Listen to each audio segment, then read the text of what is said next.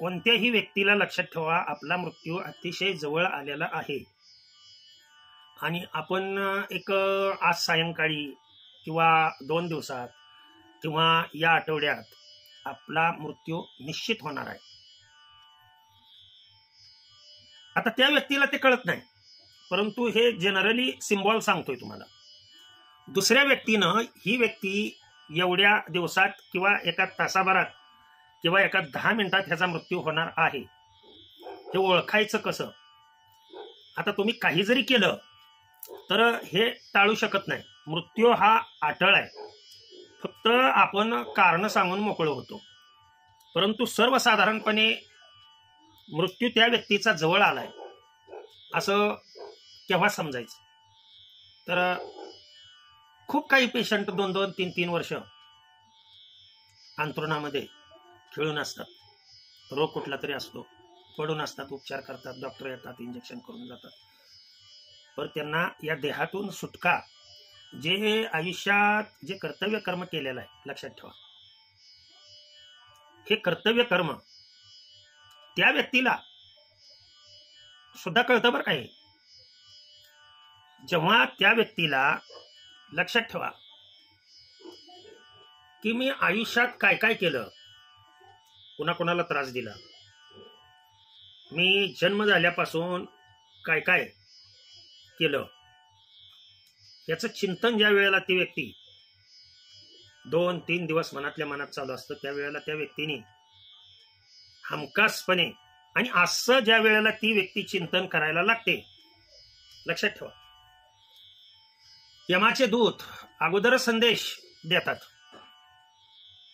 मृत्यू होतो. तुम्ही म्हणाल हे तुम्ही स्वर्गामध्ये जाऊन आलेला आहात का? तर मी स्वर्गामध्ये जाऊनच अनुभव घेऊनच येऊन सांगतोय. लक्षात ठेवा की स्वर्गामध्ये स्वर्ग सुख काय असतं, स्वर्ग कशाला म्हणायचं हेच जर आपल्याला कळत नसेल तर आपण कमेंट्स करू नये. आलं का लक्षात? स्वर्ग म्हणजे काय, नरक म्हणजे काय, वैकुंठ म्हणजे काय, हे ज्याला कळले त्याच्या लक्षात येईल की मी काय सांगतोय. ते आयुष्यभर केलेलं कर्म, त्या कर्माचं स्मरण त्या व्यक्तीला 1-2-3 दिवस कंटिन्युअसली किंवा त्या आठवड्यात कंटिन्युअसली होतं. 1-2दा ती व्यक्ती बोलूनही दाखवते, अरे मी अमक्याला असा त्रास दिला होता काय. आणि हे वैर जे आहे, लक्षात ठेवा, किंवा अशी व्यक्ती पुन्हा ज्या व्यक्तीशी आपण वैरत्वाने वागलोय त्या व्यक्तीला पहिल्यांदा बोलवलं जातं की त्यांना बोलून घे, मला त्यांची माफी मागायची की माझ्याकडून चुकलं, पहा नीट लक्ष द्या. किंवा नातेवाईक आहेत, त्या नातेवाईकांना ती व्यक्ती बोलवायला सांगते. हे त्याला कळून आलेलं असतं की मी 2 ते 3 दिवसामध्ये मी माझा मृत्यू होणार आहे. हे अनुभव घ्या तुम्ही, म्हणजे तुमच्या लक्षात येईल. अनेक जणांना असे अनुभव आलेले, कमेंट्स करून कुणाकुणाला अनुभव आलेत, कोण कोण कुठून हे व्हिडिओ पाहतात त्यांनी आवर्जून कमेंट्स करून आपल्याला आलेले अनुभव आपण सांगावेत, की जेणेकरून आपल्या संस्कृतीमध्ये मनुष्य जन्माला येऊन आपण काहीतरी आपले अनुभव शेअर करून आपण या ऋणातून मुक्त होणं हे आपलं कर्तव्य आहे. प्रत्येक मनुष्याचं हे कर्तव्य आहे. आणि तुम्ही म्हणत असताल की सर आम्ही असलं देव वगैरे मानत नाही, ही गैरसमजूत आहे तुमची. जोपर्यंत 3 ऋणातून तुम्ही मुक्त होत नाहीये, लक्षात ठेवा, तोपर्यंत तुम्हाला काय काय वेळेला असं होतं, अरे मी माझ्या वडिलांना सांभाळलं नाही, परंतु बाळा तू माझी चांगली काळजी घेतली. मुलाला सुनबाईला बोलवून अशा पद्धतीनं सांगतात की जे सदैव आपल्या मुलावरती रागवतात किंवा कुटुंबावरती रागवतात, एकदम त्यांच्या स्वभावामध्ये त्या आठवड्यात एकदम चेंज होतो, आठवडा ते 2 आठवड्यामध्ये. आणि हा चेंज कसा काय बाबा असं वाटतं, कसं काय इतका कडक माणूस पर कसं काय गोड बोलू लागला. तो ज्याच्याबद्दल त्याचं वैर होतं त्या प्रत्येक व्यक्तीला ह्याला बोलवून आण, त्याला बोलवून आण, त्याच्याशी मला बोलायचं आहे. आलं का लक्षात? ह्या तो खानाखुना करतो. त्याची आयुष्यातली जर इच्छा कोणत्या पदार्थाविषयी राहिली असेल तर तो आवर्जून सांगतो की मला मांस खायचा आहे, किंवा भजे खाण्याची जर इच्छा त्याला पहिल्यापासून असेल तर मला भजे खायचे. ही सत्य परिस्थिती सांगतोय बरं का. आणि असं होतं, लक्षात ठेवा, काही वेळेला की सकाळी तर ते पदार्थ खातात, व्यवस्थित राहतात, सगळीशी गप्पा वगैरे मारतात, आणि सायंकाळी, आलं का लक्षात, आपण असं सहज म्हणतो की सकाळी हा माणूस बोलत होता, चांगलं हे करत होता, आणि अचानक कसं काय गेला. त्याला ते दिसतं पूर्णपणे त्या अवस्थेमध्ये, परत तो बोलू शकत नाही, कारण दिसण्यासाठी हा देह आहे, सूक्ष्म देहाने हे सर्व जाणवतं. तो सूक्ष्म देह या जड देहाला हे करण्यासाठी कारणीभूत ठरवतो, आणि ते त्यांना करायला होतं. किंवा व्यक्तीच्या जेव्हा मृत्यू झालेली, घरातीलच मृत्यू झालेली व्यक्ती ज्या वेळेला सारखी स्वप्नात येत असेल, आजारी व्यक्तीच्या बरं का, लक्षात ठेवा, तसं स्वप्नामध्ये आपण जर एखादा विषय दिवसभर जर हे केलेला असेल तर तोच स्मृतीमध्ये राहून तशाच पद्धतीनं स्थूल देह म्हणजे आपण झोपल्यानंतर ज्या वेळेला सूक्ष्म देहामध्ये असतो त्यावेळेला स्वप्न आपल्याला पडतं. अशा व्यक्तीने घाबरून जायची आवश्यकता नाही. आपल्याला दिवसभरात स्वप्न पडतंच ना, परंतु हे जर स्वप्न सारखंच पडू लागलं आठवड्यामध्ये तर समजून जावं अशा व्यक्तीने की, अशी व्यक्ती समजून जाण्यापेक्षा ती व्यक्ती सरळ सांगते की तुम्ही म्हणजे ह्याला मला भेटायचं आहे, त्याला मला भेटायचं आहे. किंवा एखादा खूप वारकरी व्यक्ती असेल, आयुष्यभर तिने परमार्थच केला असेल, तर ती व्यक्ती स्पष्टपणे आपल्या मुलाला म्हणते, अरे मला पांडुरंगाला जाऊन यायचं रे, मला दत्ताला जाऊन यायचं आहे, गाणगापूरला मला एकदा जाऊन यायचं आहे, मला कुलस्वामिनीला एकदा जाऊन यायचं आहे, मला खंडोबाला एकदा जाऊन यायचं आहे. लक्षात ठेवा, आयुष्यभर ज्यानं चिंतनच केलंय, देवाचं नामस्मरण केलंय, ती व्यक्ती, कितीतरी आमच्या महाराज लोकांची उदाहरणं आहेत, लक्षात ठेवा, महात्मे होऊन गेलेले अनेक उदाहरणं डोळ्यासमोर डोळ्यांनी पाहिलेली. मी बऱ्याच वेळा सांगितलं, दुंडा महाराज देगलूरकर, त्यांच्या पत्नी, मी उत्पात गल्लीत राहत होतो, लक्षात ठेवा, पंढरपुरात असताना, अगदी दुंडा महाराज मठाच्या समोर. मातोश्री नदीला स्नान करायला जात असताना त्यांच्या कानावर फक्त बातमी पडली की महाराज गेले म्हणून. ज्या क्षणी ही कानावर त्यांच्या बातमी पडली त्याच ठिकाणी मातोश्रीनी देह ठेवला. ही सत्य परिस्थिती आहे, लक्षात ठेवा. पूर्ण महाराष्ट्र लोटला होता, पूर्ण वाळवंट गच्च भरलं होतं. तिथे मुंगीला फिरायचं म्हणलं तरी सुद्धा जागा नव्हती ज्या वेळेला त्यांचा मृत्यू झाला. माझ्या मते त्या वेळेला मला काही एवढं आठवत नाही, परंतु राष्ट्रपती वगैरे आले होते, माझ्या मते आले होते. त्यांचे खूप अशी प्रसिद्ध व्यक्ती, अशी किती उदाहरणं मी तुम्हाला सांगू महाराज लोकांची, की दवाखान्यामध्ये आजारी शेवटी म्हणतात मला डॉक्टर साहेब इथून सोडा, मी व्यवस्थित झालेला आहे, मला माझ्या मठामध्ये घेऊन सोडा. तुम्हाला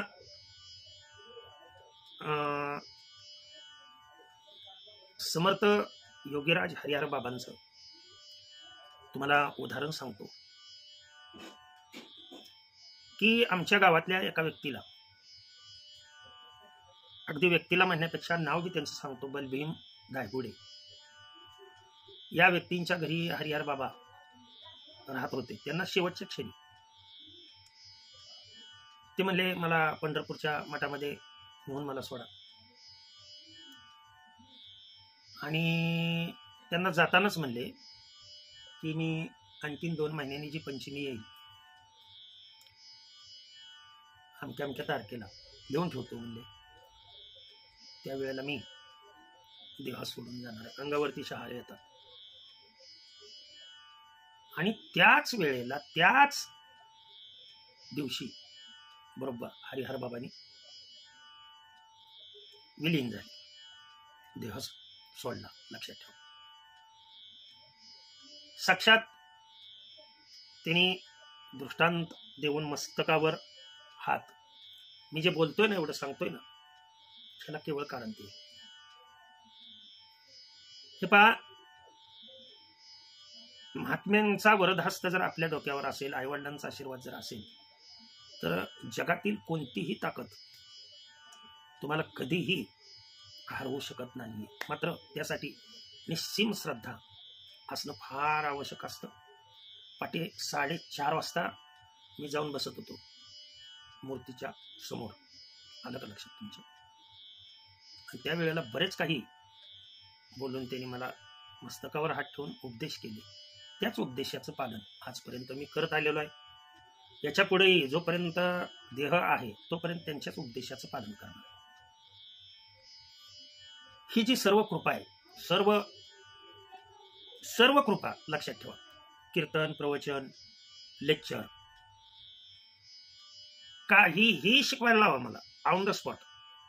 इंग्लिश असेल, मराठी असेल, फिजिक्स असेल, केमिस्ट्री असेल, मॅथमॅटिक्स असेल, बायोलॉजी असेल, कुठलाही विषय ऑन द स्पॉट शिकवायला लावा. सर हा चॅप्टर तुम्ही शिकवा ऑन द स्पॉट. पुस्तक कुठल्याही प्रकारे हातात न घेता. हे मी आज सुद्धा लेक्चरला शिकवतो. फार तर तुम्ही मुलांना विचार. ही सर्व त्यांची कृपा आहे. आलं का लक्षात? ऐन वेळेला चाल कोणतीही असू द्या, ऐन वेळेला त्या रागातील चाल आठवणे, हे सर्व त्यांची कृपा आहे. एकदा की सद्गुरूंचा हात वरद हस्त आपल्या डोक्यावर पडला की अशा व्यक्तीने आयुष्यामध्ये कधीच घाबरू नये. आणि हेही सांगतोय मी की त्यांच्या कृपेने सांगतोय. लक्षात ठेवा. मी नेहमी म्हणतो, मी ज्या वेळेला मरणार आहे त्या वेळेला सांगून मारेल. आलं का लक्षात?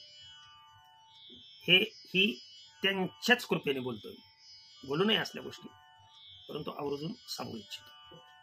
तेवढी श्रद्धा पाहिजे भगवंतावर, गुरुवर. आणखीन एक महत्वाची गोष्ट तुम्हाला सांगू इच्छितो. जी पापी व्यक्ती आहे ती कशी जाते ती पहा.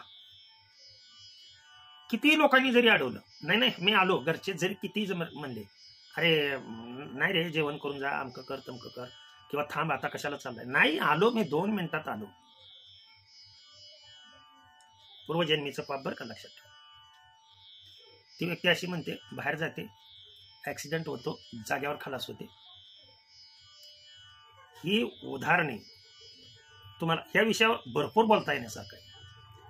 परंतु जे संदेश आहेत आपल्याला व्यक्तीचे, अशा व्यक्तीला तुम्ही धरून बांधून जरी ठेवलं, त्याचं जर प्रारब्ध अनुकूल असेल तर लक्षात ठेवा ती व्यक्ती तुम्हाला ऐकेल. त्याला जर थोडंसं भगवंताबद्दल प्रेम असेल तर हे सुद्धा टाळू शकतो. एका जनार्दनी भोग प्रारब्धाचा, हरिकृपे त्याचा नाश झाला. शांती ब्रह्म एकनाथ महाराजांचं हे प्रमाण आहे. बरं, हे सांगितलं ते सर्व मी सत्य घटना आहेत. हे ज्या वेळेला निर्देश आपणाला आपल्या कुटुंबातील कुठल्याही व्यक्तीकडून मिळतात, जस्ट काही व्यक्ती अशा सहज बोलून जातात, मी तुला शेवटचं सांगतोय बरं का बाळा, मी तुला शेवटचं सांगतो, त्याच्या पुढे नाही मी तुला सांगणार. अशी ज्या वेळेला एखादी व्यक्ती म्हणते ना, त्या वेळेला त्या व्यक्तीजवळून हलू नये. लक्षात ठेवा. कारण ती व्यक्ती आपणाला म्हणजे सोडून जाणार असते. हे सत्य डोळ्यांनी पाहिलेल्या घटना आहेत. हे कुठलं ऐकिवात वगैरे नाही. जे माझे अनुभवाचे बोल आहेत ते तुमच्यापर्यंत भगवंताच्या सद्गुरूंच्या कृपेने तुमच्यापर्यंत आणून पोहोचवण्याचं काम केलं. ज्याच्या त्याच्या मताप्रमाणे कोणाला आवडतील कोणाला न आवडतील, परंतु आपणाला आलेले अनुभव आवर्जून कमेंट्समध्ये शेअर करावे. चॅनल एक वेळ नाही सबस्क्राईब केला तरी चालतंय, लाईक नाही केला तरी चालतंय, परंतु आपले अनुभव हे कमेंट्समध्ये शेअर करावे एवढीच चरणी प्रार्थना. पुंडलिक वरदाहर विठ्ठल श्री ज्ञानदेव तुकाराम पंढरीनाथ भगवान की जय. अवधूत चिंतन श्री गुरुदेव दत्त. विठाला विठाला विठाला विठाला विठाला.